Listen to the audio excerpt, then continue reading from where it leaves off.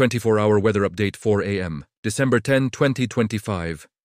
May shear line na nakakaapekto ngayon sa eastern section ng Central Luzon, habang ang northeast monsoon o amihan ay patuloy na nakakaapekto sa northern Luzon, sa Cagayan, Isabela, Quirino at Aurora. Maulap ang langit na may kalat-kalat na ulan at isolated thunderstorms dahil sa shear line.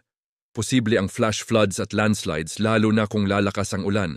Sa Cordillera at iba pang bahagi ng Cagayan Valley, maulap na may mga pag-ulan dulot ng amihan. Light to moderate rains, pero posible pa rin ang biglaang pagbaha at pagguho ng lupa sa mga delikadong lugar. Yung sa Ilocos Region, bahagyang maulap hanggang maulap na may isolated light rains. Walang inaasahang malalaking epekto. Sa Metro Manila at iba pang bahagi ng bansa, bahagyang maulap hanggang maulap na may isolated rain showers o thunderstorms, lalo na sa hapon at gabi. Posible ang flash floods kapag may malalakas na thunderstorms. Sa northern at eastern Luzon, moderate to strong ang hanging amihan at moderate to rough ang karagatan, hanggang 3.5 meters ang alon. Sa natitirang bahagi ng Luzon, rough din ang coastal waters.